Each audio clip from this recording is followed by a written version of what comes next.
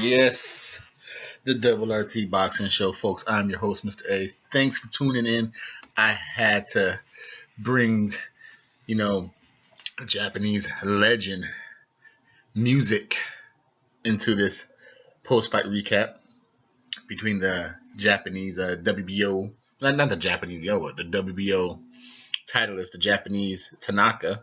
This was a fight, folks, and if you've seen and watched the Double RT Boxing Show season 3, episode 7, mid-month review, you know March ain't that hot. And if you have not seen it, go check it out. And if you have not known about it, you must not be subscribed to the Double RT Boxing Show, the Ready Talk Boxing Show. So do that right now. Hit the thumbs up for saying sorry for being late to the subscription party. But right here on the Double RT Boxing Show, we talk the best versus the best, 1 through 15. That's our lingo for best versus the best. And the champion is the champion. So here we are. We had a best taking on the champion. Taguchi coming up in weight, former champion at the light flyweights, taking on Tanaka. This went down like we predicted in the breakdown prediction. Taguchi, I don't know how he didn't get knocked out. The dude was taking some shots. He was like going into round 5. I had this fight a draw. I had Tanaka winning the first round. Taguchi winning 2 and 3, and Tanaka won 4, and then really started just dominating the whole fight from there. Now, I believe it was it round 2 where he did the old Mosley on Mayweather. He made him buckle that knee. He hit Tanaka with that right hook, and dude, give it up to Tanaka. He had his knees buckled, his ass dropped as low as it could to the canvas without touching. Like I said, I don't know if he would have the awareness or not to even have his hands up when he fell, or he just, that switch just fucking flicked off and he caught himself at the end and just got himself up and survived. And he actually fought back pretty well, similar to how Mayweather did against Mosley. It seems like when people get that type of reaction, it seems like the switch comes back on and they cover themselves. But that's like the third time I've seen it. Mayweather's the most famous one for me. Tanaka, and there's someone else I've seen do that, but they seem to recover pretty fast when they do that quick drop and come back up. So that point, Taguchi won 2, came on pretty heavy with in 3. He was able to keep Tanaka at the end of the jab and with the uppercut. He was working in those uppercuts, considering that Tanaka had to be inside and was the shorter man. He was just walking right into uppercuts. Like I said, Tanaka came back in round 4. Like I said, for all the work and through the whole fight, not just round 4, the whole fight, it was a competitive fight. Like I said, this is probably, like I said, I went into that little tangent about watching the Double RT Boxing Show. We did the mid-month review. March is starting off pretty dull. This is probably my fight of the month right here. Like I said, we keep track. If you're a new viewer, we've been keeping track month by month. Fight of the year, fight of the month, knockout of the month, and all the good stuff. So at the end of the year, we have a nice little boxing banter between us.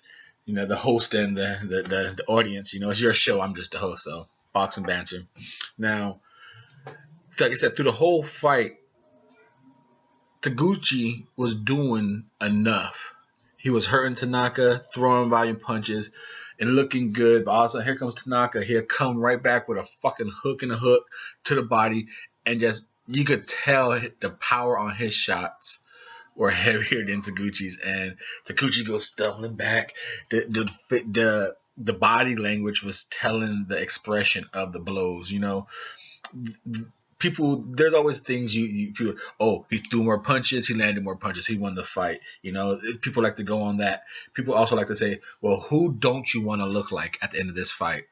You saw through physical look and just body language how Taguchi was changing throughout that fight. So you did not want to be him, and eventually, yes, he did lose that fight. But like I said, for all the work he was doing good. He was landing 1-2s, uppercuts.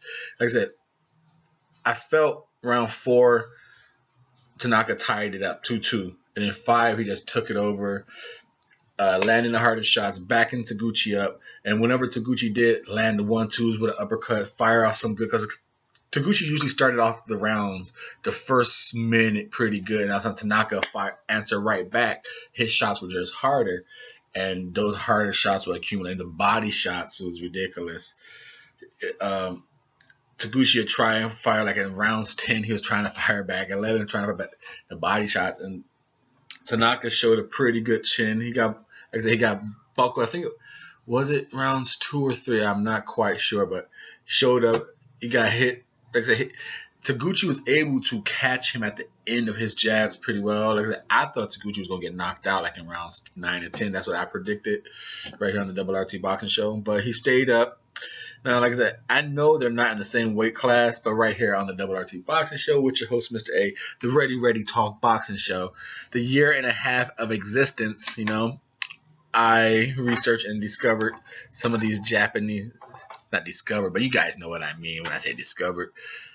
I expanded my boxing entertainment through some Japanese fighter, and I can only imagine if he moves up in weight. My favorite Japanese fighter is none other than the WBC.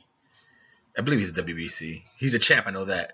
The mighty 108 Kenshiro. I can only imagine Kenshiro and Tanaka. Wow. The Double RT Boxing Show. I'm your host, Mr. A. Thank you for your time and support. Please subscribe if you have not. And check out Season 3, Episode 7, mid-March review. See what you think. And check out all of them. Check them out. Check out everything in the archives.